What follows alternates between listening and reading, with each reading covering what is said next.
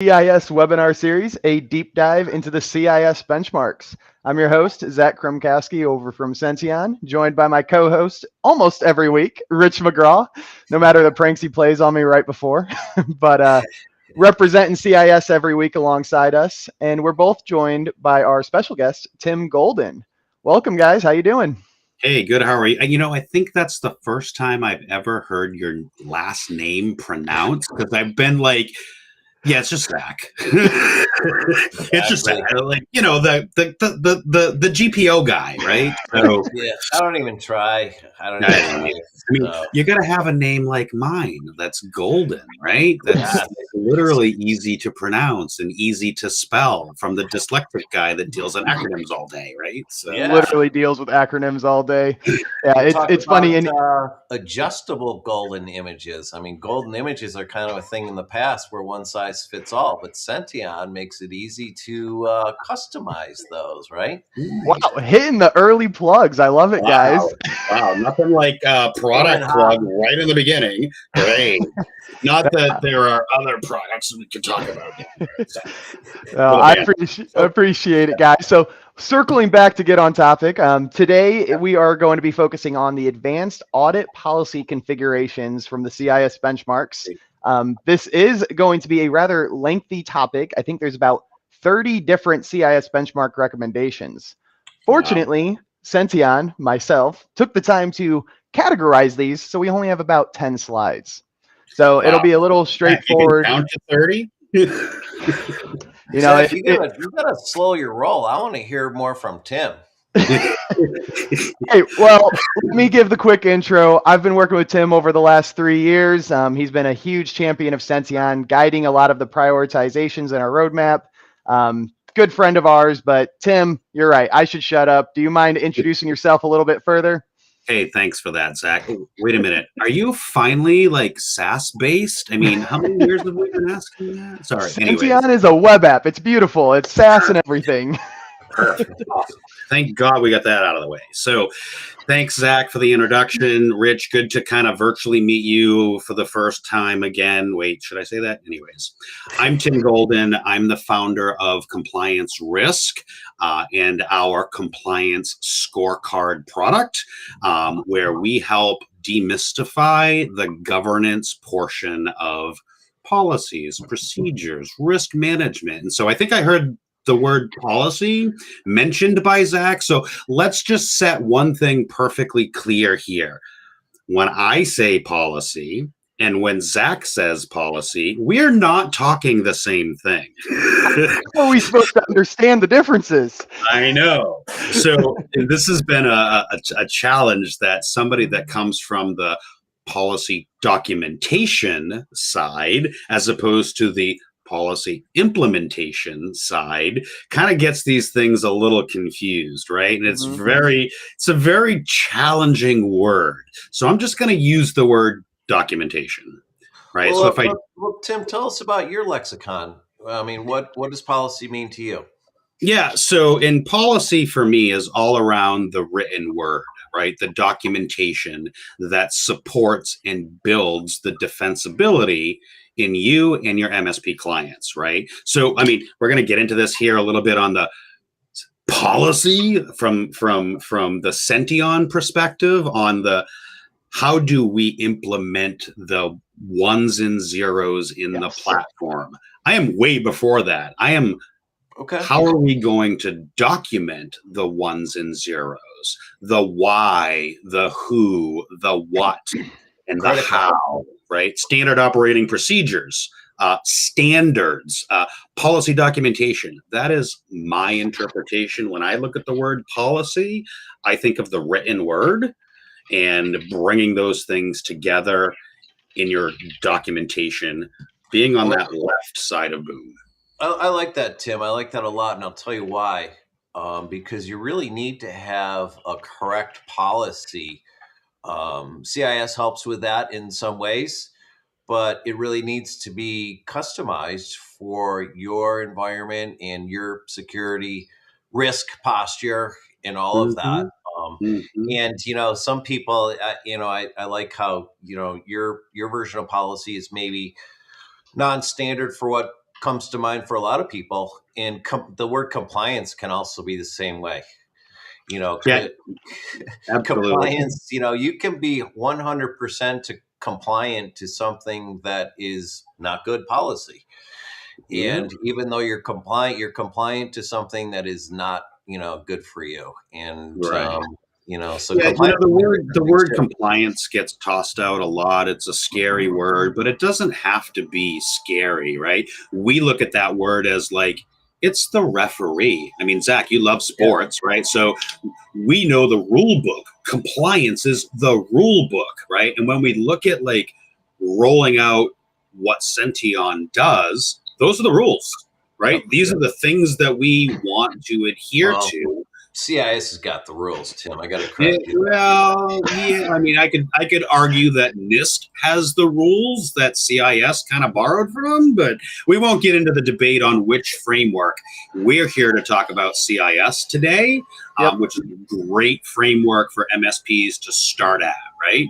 Oh yeah. And there's one piece that I didn't want to grill you too early on in this, but you brought up something that I have to call out. So with CIS and Senteon, we are able to implement about 500 policy recommendations on a workstation, another 350 on a server. That is a crap ton of ones and zeros that Senteon is implementing. So when you say you're a step before that, are you now recommending MSPs have 850 different policies to write out before implementing the recommendation? Not at all. Now, when I think of a documentation program for any small business or even enterprise organization, right?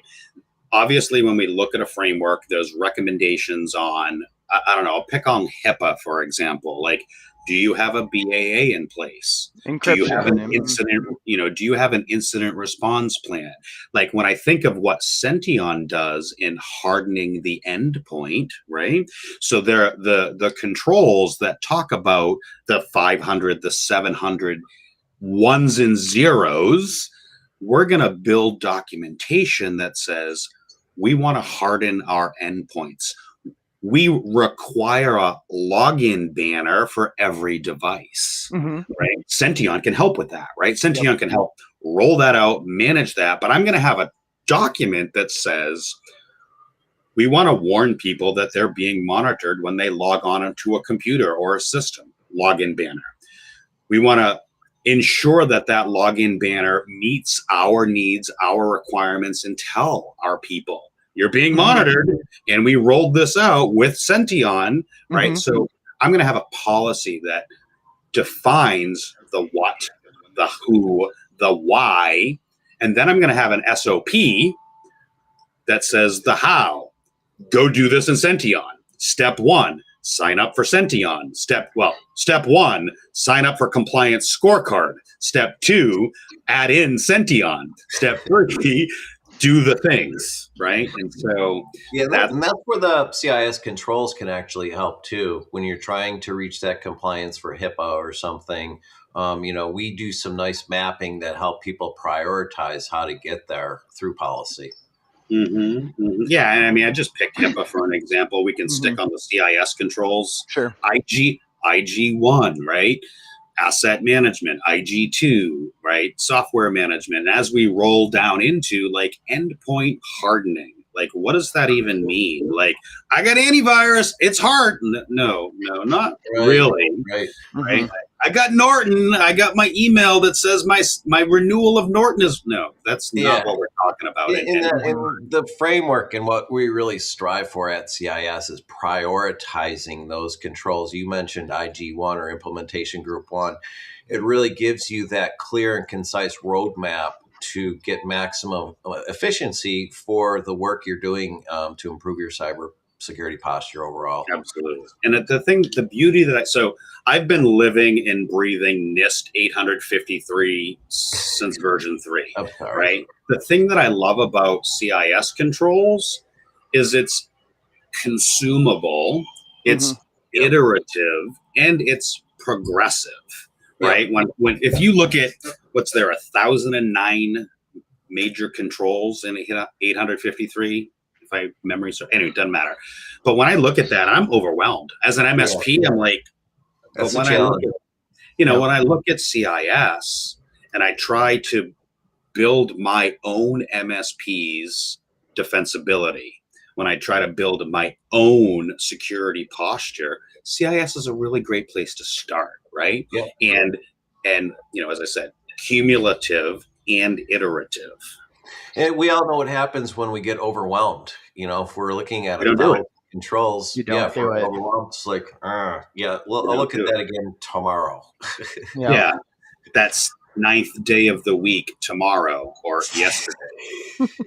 No, that's spot on. And Tim, I mean, full transparency, our two companies will be looking at doing integration to make this easier to document these implementation. But Awesome. going back to my question on documenting the policies, Senteon doing the ones and zeros, and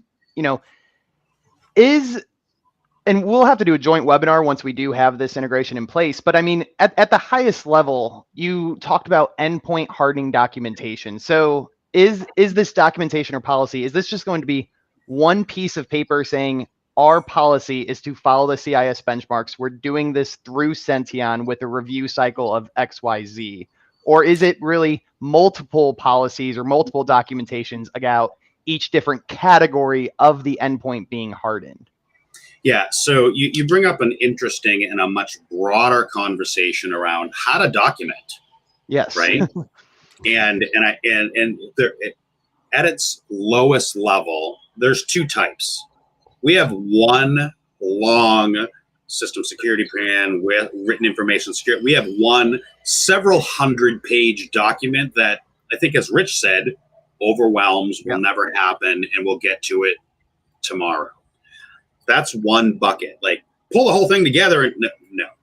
We, at Compliance Scorecard, like to break these up into the individual components, the individual documents, to make that ease of consuming, but even more so, having that end user training and adoption and signing off, right? So that we look at it like, how do I eat the elephant? I don't shove the whole thing in my mouth. I do one bite at a time.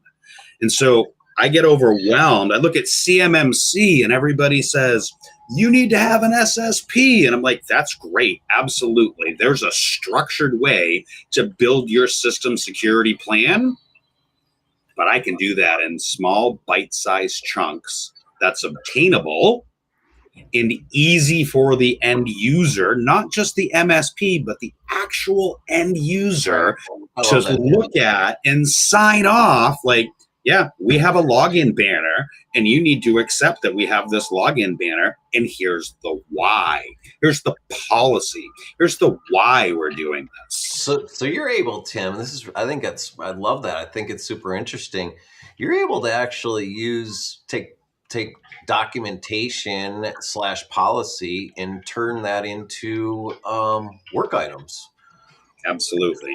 Yeah, job aids, work items, all that kind of stuff. Like, and I mean, again, I'm plugging my platform here a little bit, but the concept, think of like employee handbook.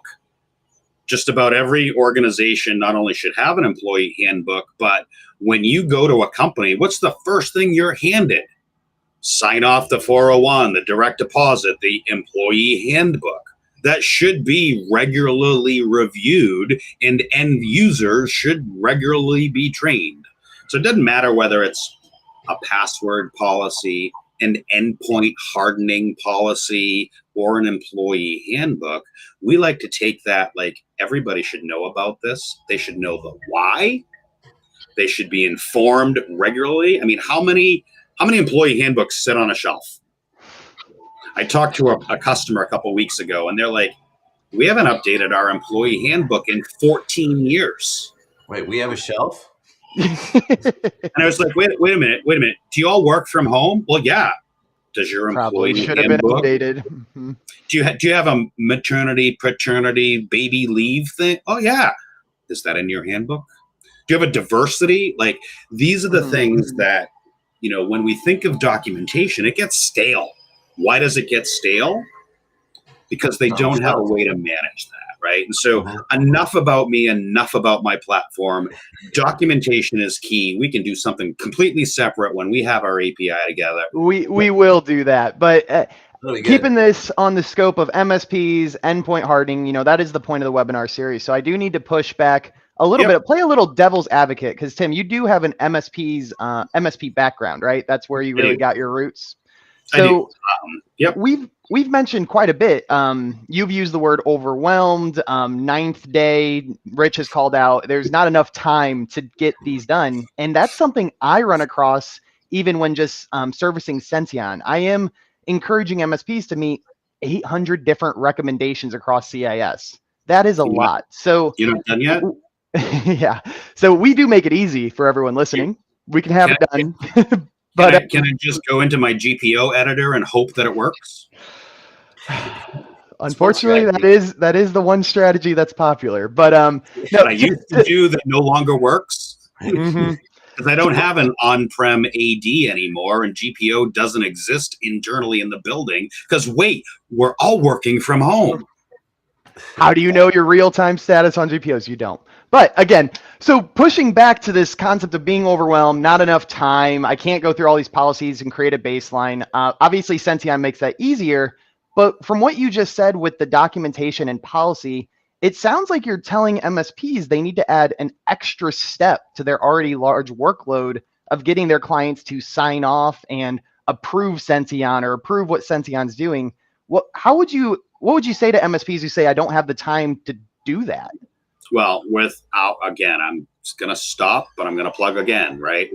With compliance scorecard and our baseline of documentation, I hate to use the word template because we are not a template platform, but everybody loves the word template. So fine, I'll just suck it up just like everybody else loves the other marketing terms in the industry. Our documentation library comes with that 20-year history of writing these things at the federal level.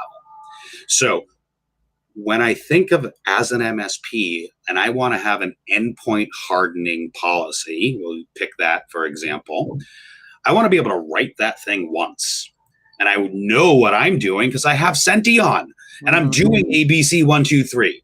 And I know the client wants to do this. So literally with compliance scorecard, I write the document, all browser-based, all SaaS-based. I literally write the document once. And with a couple of clicks, I can push it to all of my clients. The client can sign off, yep, this is our endpoint hardening policy. And with another click, push it to all the end users. I can literally, once I've taken these documents and built out my internal MSP's library, because I know what I'm doing for my clients, it's literally a couple of clicks to push it to your customers. And we recommend doing 1 or 2 documents a month so that you're not overwhelming your clients and you're not overwhelming your staff, right? We make it quick, easy, efficient. I just talked to one of my MSPs the other day, and he's like, we saved 20 plus hours on rolling out our incident response plan to all of our clients, 20 hours per customer. I'll bet. That's awesome. Really great. And Tim, you mentioned before, it's important that people understand the why. And I really believe that. And, and pushing something out to end users a couple times a month, I feel like that's a good cadence. And, policy makes a lot more sense for people when they understand why it's important. Oh my gosh. Yeah. And I learned that lesson pretty early on in my IT career, coming through the ranks of a programmer, IT director, CTO, ISSO, coming through those ranks, like I was labeled Big Bad Tim. To this day, I'm still Big Bad Tim because I didn't take the time in the very beginning to help the end user understand the why. The stick without any reason. Yep. So, yeah, I mean, I try, have pivoted away from that. And like now I spend a lot of time on the why. And this is why I'm doing the why. No, my mission, my goal. What do they call you now, Tim? Can I say that on the live stream? For this, we're going to bypass that question. Is there a bleep button? No. All right. It's, No, that was a really good introduction segment on kind of your point of view on documentation, policy, and where you see things. So we do usually use that first 20 minutes for that introduction. We do have about 10 slides we're going to get into, talk about how having these advanced audit policy configurations can help mitigate the risk through MITRE attack techniques. But one last question before we really transition, Tim. You mentioned the word, and I did get cats. So if you hear meowing, those are new, and I'm getting used to it. yeah. But you mentioned the word governance at the beginning of this call. Yeah. Could you give a high level? What is governance, and why the hell should MSPs care? Yeah, I mean, it's a process in which things are governed, right? Reiterate the same thing. So now I hate to say most, because that the way we see the space in the governance, risk, and compliance in the GRC space right now is download a document, copy pasta company name, and you think you're done. The governance aspect is that checks and balances, that audit logging, that approval process, right? Having somebody other than Big Bad Tim say, yeah, I agree with the why. And yeah, I understand the how. Having that process of governing somebody other than the one human, the Big Bad Tim, part of that process, right? So the process of governing, the process of, it's basically, in a nutshell, the process. Yep. Okay, that's perfect. So let's transition into today's topic, advanced audit policy configuration. So we're going to go into about 30 of these settings at a high level, and you're going to see a lot of these recommendations from CIS are either success, failure, or success and failure. So these recommendations will all have one or the other across the board. So Tim, before we really start diving into these settings directly, what the hell does an advanced audit policy configuration mean? And what is the success, failure? What's the high level before we go into it? Yeah, so, when we think of log on, log off events, when we think of, access events, who access to file, what access to file, when we think of like in CIS, for example, who's doing what, where, and why, and the logging of that, or whether you have a SIM or not, like being able to ensure that at some point you're going to want to be able to track down what happened, by whom, and where. Yep. That is a perfect overview. So with that, let's go into our first slide today and talk about some of these MITRE attack techniques that having these policies to the to the CIS recommendation, or above and beyond the CIS recommendation if you do have a SIM. Again, and to emphasize here, typically this slide are MITRE attack techniques that the CIS benchmarks can better mitigate the risk of. Talking about the audit policies today, this isn't preventing necessarily from something happening, but it's allowing you to be more aware and preventing them from defense evasion techniques, making sure they're caught.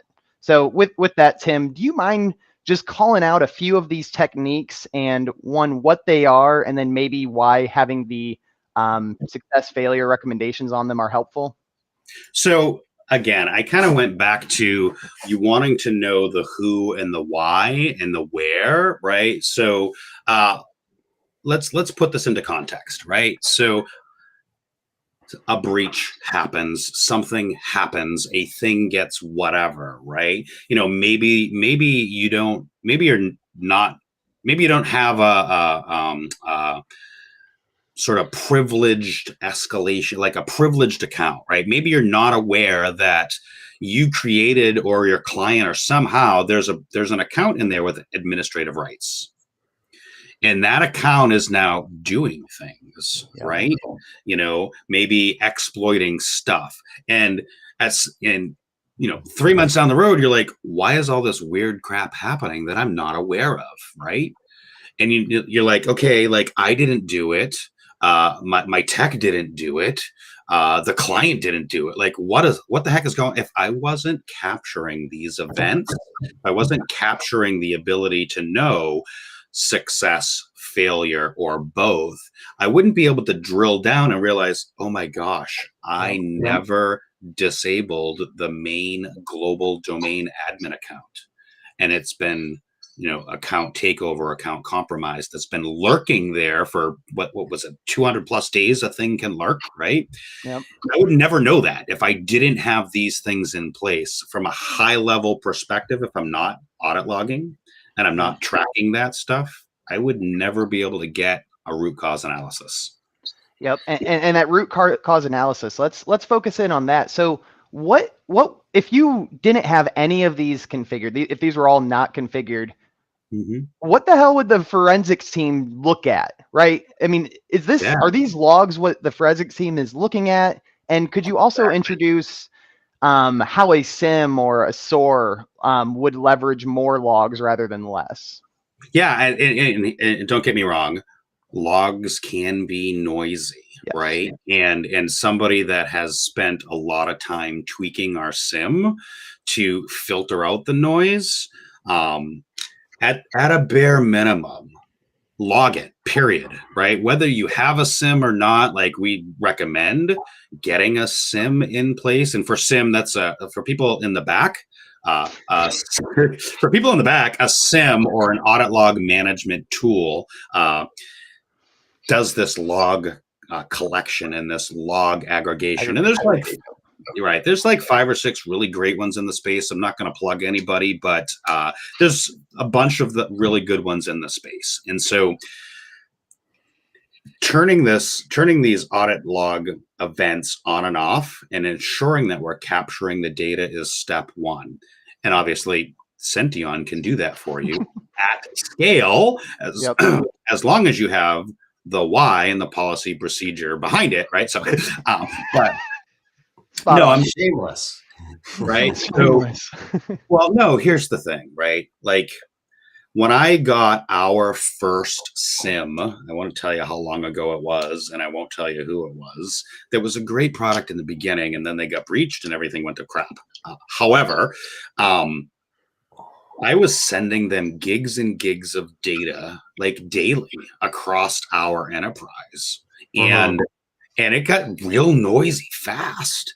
And I had to then all about tuning. I used to sell SIM solutions, quite a few of them, and it really comes down to proper implementation on those and really tuning the rules to filter out the noise, which is not easy. If you spin the dial too hard, you're going to filter out important information, and if you spin it the wrong way, you have you're overwhelmed. So it's a balance. Yeah, and we don't want to just deal with like log on, log off events. Those are obviously key, but we also want to deal with like access events, right? We want to deal with like who touched what, where. That's what's nice about those SIM tools too, because they can do the correlation between different systems through logs. They can do that analysis of taking points in time across different systems and correlating them together and really shortcutting that root cause event, which is nice. And let's just even back this up even more, right? We keep seeing more and more reporting requirements, right? What is it, 72 hours now that people have to report some kind of improper access or some kind of, I hate to use the word breach, or some kind of event, right? It's kind of funny because when we wrote all of our initial policies and procedures and documentation years ago, I picked 24 hours with a 4-hour RTO, and now I get 72.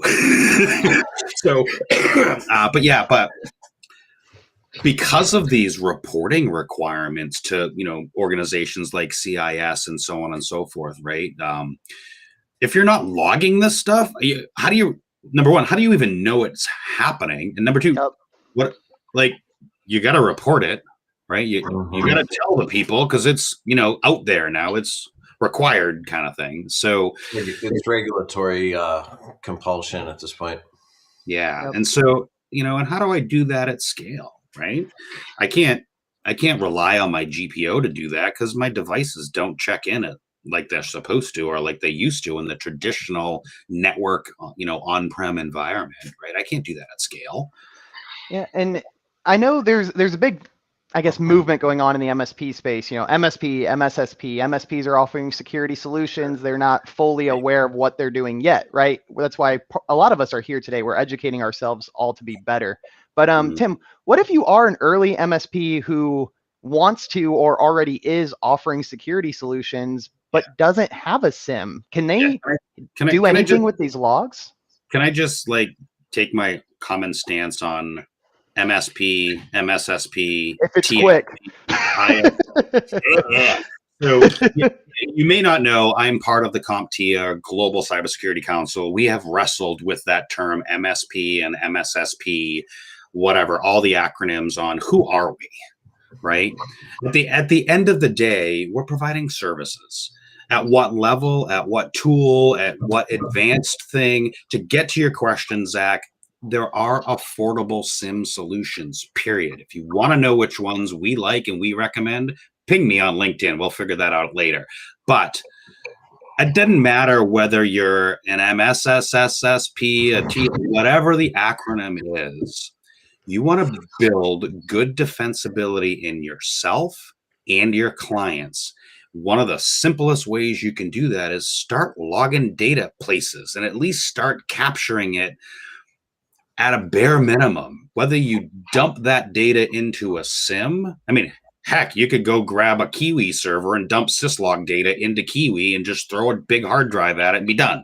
That's not ideal, but you want to at least start logging these events on these endpoints and start capturing stuff. A, because you have a regulatory requirement, and B, when the poop hits the fan, your insurance company is going to be like, "Where's the log data? Oh, I don't have it. We're not paying." I love it, Tim. I think every guest that we've had on, Zach, has in some fashion, maybe not quite as passionate as Tim, but have definitely brought up the importance of log data in one fashion or another. And I'd like to also add that it's really becoming more important for folks to secure that log data as well, because bad guys are pretty crafty about kind of swiping that information along the way. And so having the data is critical, and securing that data is also critical. Yeah, I mean, we have alerts set up that literally I just got one a couple days ago that was like, event log data cleared on machine X. Like, wait a minute, I didn't do that. Who did that? Wait a minute, hold on a minute. And I'm like quickly pinging my tech in Slack, Discord, whatever. And I'm like, hey, Joe, I just got an alert saying log data was cleared on web server XYZ. I don't know, I'm randomly picking stuff to not give it away. But and it was like, oh yeah, we're doing this work, and oh shoot, I forgot to follow the change management policy. Great, let me do some remedial training, right? But we got pinged that log data was cleared. That is a true sign that something's happening that you should probably know about. And that's one of the first things that, these adversaries go after, is covering their tracks. Defense evasion. And when Tim says sign, a lot of us refer that to as an indicator of compromise, right? Those are something critical that you should look at right away. All right, we are right at about the halfway point. We do have about 10 slides to go through. So I'm going to go 10 slides. I'm going to go really quick here. If you can pop my screen onto the share. So, Rich, I'm going to take over your part and give a really quick overview. So CIS does provide all of these recommendations, and CIS takes it to this next step of cross-mapping these against other relevant frameworks. So on here through Senteon, we can see the CMMC mappings, PCI, SOC 2. And if we wanted to go into any of these audit policies, say we didn't know what PNP was, we can always click into it, and then straight through CIS, whether it's in our solution or their free PDF, they provide the description, the rationale, and then the potential impact to the device. So wait, CIS. Hold on. What you guys actually explain to MSPs what these things mean?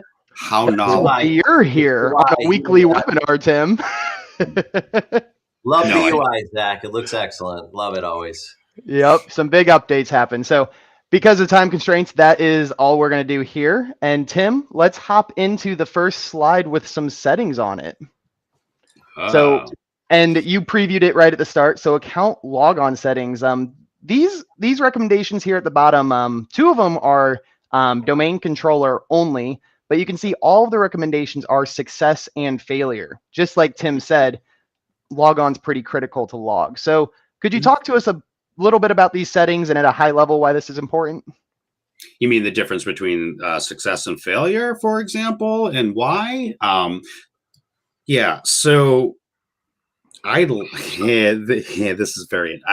I don't really give a hoot about failure events. I mean, we are logging them, we are capturing them, but I want to know, did a root user or did somebody or an account with elevated privileges get in?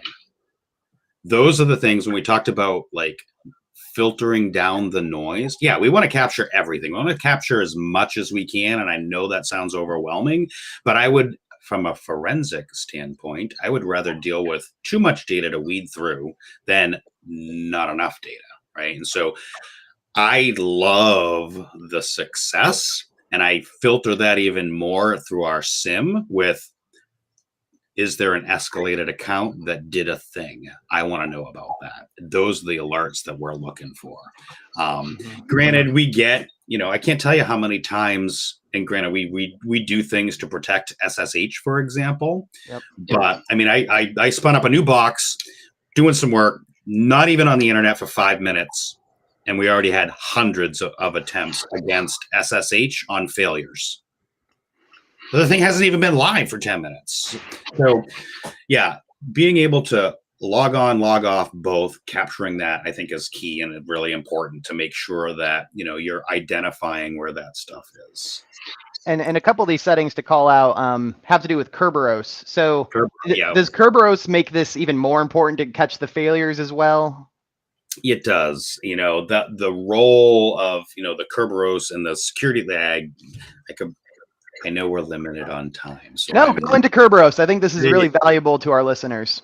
Oh, so I would rather not. we could bypass it. I can make it real simple. I think there are more on. Go ahead, Rich. CIS sells pre-configured Kerberos and other container images on the cloud platform. Well, AWS specifically. So if you're operating on AWS, you can spin up a pre-configured CIS container image and solve all your problems. Pretty much. Like, again, we'll just leave it at that because I could probably spend the next 45 minutes talking about that. And I know we have other important stuff we want to get to. We do. So let's get into this next category of account management policies. So we do have a mixture of recommendations listed down at the bottom, but the first few, success and failure, were deemed important by CIS, and then the later half, only success was deemed important. But talk to us about why these management logs might be critical. I know you hinted at it a little bit before, but walk us through some of these. I mean, I don't really care who logs in, right? Let them all log in, right? I'm kidding.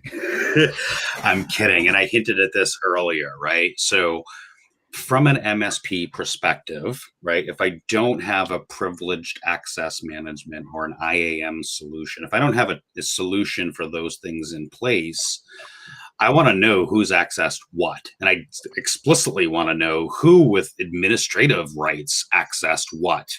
We can get into the why and all of that, but I want to know who's doing this. Oh, wait, I forgot to disable that domain account when I took over a new client, right? Maybe I missed an onboarding step. I want to know who's doing what, where, when, preferably immediately, right? Yeah, preferably immediately, right? And here's the thing. There are service accounts, right? Like, so when I bring on a new client and that first 90 days, we're auditing, we're looking, we're finding, we're rolling out tools, we're doing stuff in our MSP, right? We may miss things. I mean, it happens. I might miss a service account. In fact, I mentioned earlier, migrating a server. One of the things that we recognized was that this particular server had an email service on it. And that service account though protected and secured to the best of our ability, was sending emails because it was used for a particular thing, right? And so we didn't know about that until we started digging in and found it, right? And so understanding the who is doing the what, and that's really what the account management features are all about. Like, who's doing the what, and filtering out the where, and should they be. Mm-hmm. Yep. And as we said at the beginning, if you do have a SIM or SOAR that can handle for these to all be success and failure, that may be the best case for you. CIS Benchmarks is just kind of that North Star guiding, initial baseline that can be improved upon and worked at depending on what solutions you have. So great, concise answer on that one, Tim. Agree with you completely. So looking at this next section, detailed tracking. So we only have 2 settings on this slide, and they're only looking for success. So could you just tell us why we would want to know about PNP plug and play activity, and why we would want to know if a process creation took place? Yeah, so that plug and play. I'm digging deep into the internals with you. Yeah, I've disabled PNP everywhere because it like, I don't know. Wait a minute. Thumb drive. I plug in a thumb drive. There's an INI file on there that with an auto run feature, and before you know it, the system's compromised, right? So we want to know those things so that we can track them appropriately, especially if some kind of process is spun up, especially if some kind of thing that we don't know about is starting to run.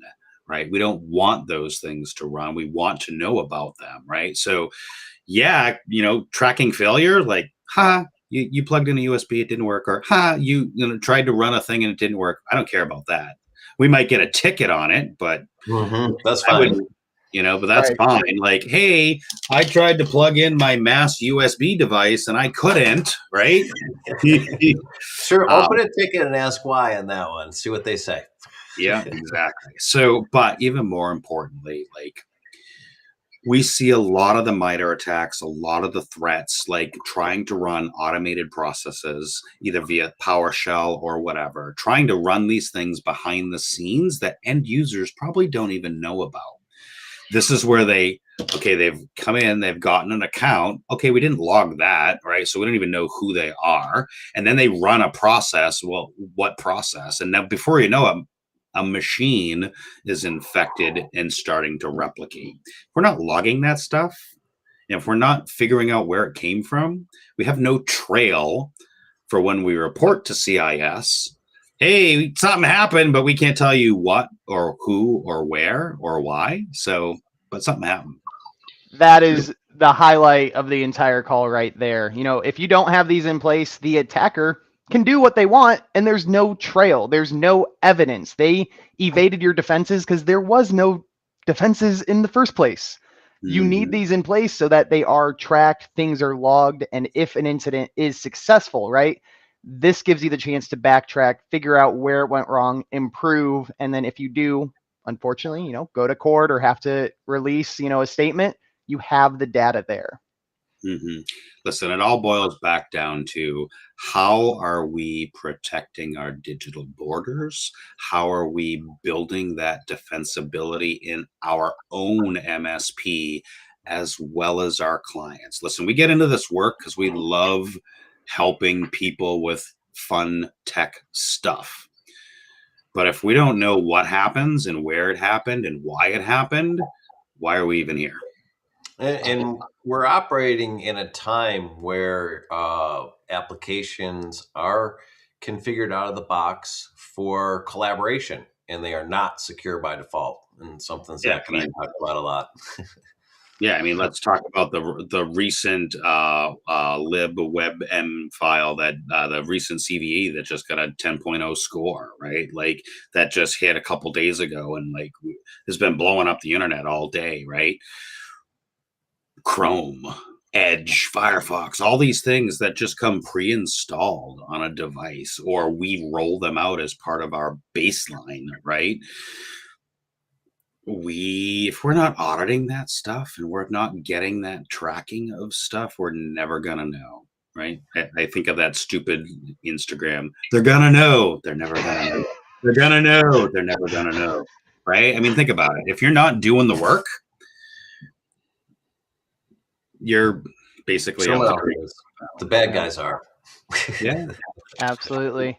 Now that's spot on, and the browsers are becoming a more dangerous place. So to plug CIS, they do have their own recommendations on benchmarks on how to harden a Chrome, an Edge, a Firefox, and Yeah. to plug Senteon, that is the direction our technology will be moving. So before we the end of gonna- the year, we will be at browser hardening We alongside got our you. OS hardening. We got your back.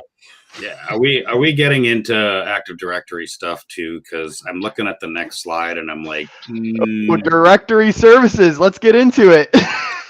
yeah. So my good old friend DC, right? Wasn't that a band, AC/DC, right? Something like that. Back in that, it was Zach. You're probably too young for that. So, Oh, they were still hitting. I think they're still around. Probably those bands never stop. no, they don't. They don't. So here's the thing, right? Your domain controllers, your Active Directory services, like I like to think of that as like the artery system in your body. So you have a heart that pumps, that's your overall Microsoft infrastructure, or maybe even your Google infra, doesn't matter. But then you have these services that spider out these veins across and these arteries across your body that do stuff, right? That have the ability to move my arms and legs or whatever, right? And so when I think of Active Directory services and I think of the power that those things have in an environment on the endpoint, you better be knowing what's going on there, right? I mean, you could literally take out an entire organization by messing up something in your domain forest, right? By changing some kind of FISMA role or whatever, right? Changing something in the AD forest that could literally blow everything up. Like, not that it's happened, but I to an MSP. But I know of an instance where an IT company that might have tried to do some things in a domain controller that basically shut the entire company down because nobody could authenticate, right? And it was all because of a PowerShell script that had a couple of things inappropriately placed in it, and it blew up AD. And if you've ever done an AD restore, it's not fun. That's a great overview. You can try it now. Oh, perfect. All right, and we're right on time. We have about 4 more sections here. So going into this next one, log on, log off policies. We've mentioned this quite a bit throughout. So it does look like the majority of these are success and failure and just success, but we do have one that I'll call out specifically. Audit account lockout is set to just failure. Any input why CIS would recommend only failure on that one, Tim or Rich? Well, Rich, well, it's only failure because otherwise you would be in, right? Mm-hmm. If you don't have, there's no failure if you don't lock yourself out. Exactly. Right. And so having that set to failure, like, all right, I'm going to go beyond just hardening the endpoint, but these platforms, the endpoints, the devices, the SaaS, like the locking the thing out after a period of either a timeout period or failed attempt period or a brute force period, right? We want to make sure that like lockout actually happened.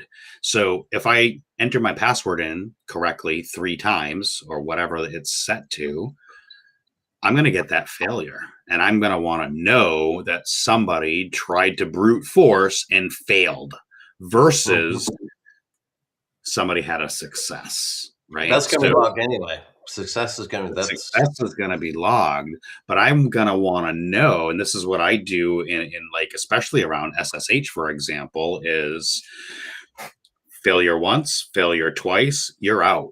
Right. I actually set my threshold to 1 failed attempt on most of the things that have that sort of escalated privilege, right? Especially Dad, Tim. There he is. Especially SSH, right? So, we have some plethora of Linux-based stuff. Some of them are publicly accessible. I set that log out, I'm sorry, failure rate to 1. It's probably a Because good the idea for reality public is, access. but the reality is that nobody should be logging in with escalated privileges, period. And if you try, your IP is banned for good for life. At least that's what we do. And I'm going to know that that's been failed so that the rest of the automations that I have can then push to the firewall, push to this, push to that, ban this IP address. Love it. Absolutely.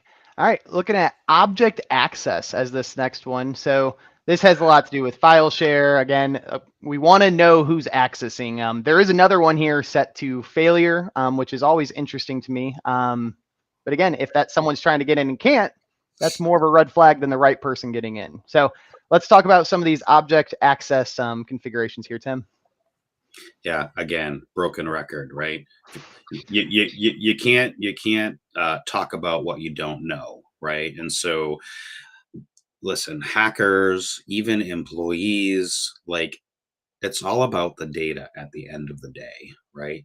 We as end users want to access our data, and we want to be able to get to that, and rightfully so. If we have the proper access, we should be able to get to that. Remember in the very beginning when I talked about logon banner? Yeah, we're going to monitor that because Senteon's helping us monitor that because we set the thing to success and failure. But on the flip side, when the bad actors, when the threat actors are accessing data they're not supposed to, and they're trying to, brute force different things, and we have the permissions appropriately in our SIM or in any event management tool, if we're seeing failure, like that's a red flag that somebody is trying to enumerate or dig through the organization, the directories, the stuff they shouldn't have access to, right? And so if I see a ton of failures of trying to access file after file after directory after directory after directory, that's going to tell me, wait a minute, something's going on. Either maybe it's the right person in the wrong folder, or it's a bad actor trying to, steal data. So you're telling me having the right user rights assignments may better help the risk of triggering false logs, setting up. Isn't that a Senteon thing we can configure too someplace along the line? Wow. Absolutely. And we have episodes with that with Ray Orzini and Ken Murr. So check those out. But going into this next section here with policy change, just like you were saying, if it could be the right person trying to change in the wrong area, maybe through the wrong protocol, whatever that is, it needs to be set up correctly. So why is this I mean, for other than obvious reasons, a lot of these settings are a little repetitive, but why do we want to know when a policy changes here, Tim? Coming from, wait a minute, change management doesn't matter, right? Says the guy that lives in change management all day, every day. No, I'm kidding, right? So we definitely want to know why and when and who and what on change management. That is what I live and breathe all day, every day, and have for 20 years. That is the governing aspect that we talked about in the very beginning. And you started with why, not by mistake, I believe, right? Mm-hmm. Right. We want to know why it's important, right? We want to know that things are changing and who are changing, right? Like, I'm not even going to get into the MSPSS VC. Like, we want to know that things are changing, and we want to know who made those changes, and we want to understand the why they made those changes. And if we're not having these settings enabled, we're never going to know. They're going to know. They're never going to know, right? So again, back to, you can only deal with what you know. And if you're not auditing this stuff and having these settings appropriately set, you're not going to know. So yeah, again, broken record. And we got one comment here from Marty. I'd love to call out with you, Tim. So we're talking about all these logging it. But what if what's the concept of monitoring, right? If this configuration state we have set in Senteon or GPO or whatever is set to success and failure, and then it's randomly changed to not configured or success only, how logging is one thing, but could you respond to this comment here about monitoring? Do I need to log it? Well, yeah, to a point, but monitoring it is very useful. Of course, it's very useful, right? So, and this has happened, right? I've literally seen this before, where a technician, was trying to roll something out, whether it's in GPO or not, which is where we originally started before Senteon, and had these PowerShell scripts, or back in the day, these batch files, right? Right? These command line files that might have been slightly misconfigured, right? And if I'm changing a setting somewhere in the global in the GPO or at the actual endpoint, and I'm not logging who did it, and I don't understand, what happened, like, yeah, monitoring this stuff is key, my friend. Having it's you don't know what you don't know, and if again, broken record, right? Yeah, if you Yes, can see it in real time, all the better. I mean, that's the best case scenario, real time. Yes, Marty, you need to log it. And yes, Marty, you should probably have a conversation about how to monitor it, whether it's actually getting a SIM or not. Yep. Or That's perfect. yeah. So very cool. Love comments from Marty. He was a guest on the show the other week, so appreciate you joining us here. Two more sections to go through here. Privilege use auditing. Only one setting on this slide here, Tim. Audit sensitive privilege use, success and failure. Pretty intuitive to me. We got about 3 minutes left. What's the high level? Yeah. Again, audit shit. Be done. Like, I just don't want to say it anymore. Yep. I think that one we've hammered in. So we can move to the finals category here with system audits. This does go a little bit broader with system extension, IPsec driver. So talk to us a little bit about these system audit policies. So, when you think about system level events happening on your machines, right? When you think about, I don't know, maybe your RMM pushing an update because, Chrome and Firefox and Edge just blew up last night, right? You want to make sure that it was your RMM that updated, Chrome or Firefox or whatever, or, your chocolatey service or whatever, versus some random thing running on the device. And if you're not auditing that stuff and you're not understanding, hey, great case in point, log4j, right? And so I wrote a PowerShell script for our RMM, that's a mouthful, that would literally go out to every machine when it booted, and it would run, and it would say, do these libraries exist or not? And if they do a thing with them and alert me, right? And so when I looked at like system level stuff, and I can run this through my RMM tool, I'm waiting for an event to come back that said, did it actually run, success or failure? Did it find? So I'm actually leveraging these settings that I know I've already set because of tools like Senteon. I'm leveraging that response to say, does log4j exist on this device? And when the script finishes, it's going to give me that success or failure because it's looking at the event log to get it. I love that. Perfect real world use case right there. A scorecard in that instance, which is awesome and critical in that scenario with log4j. Still an issue for people. Yeah.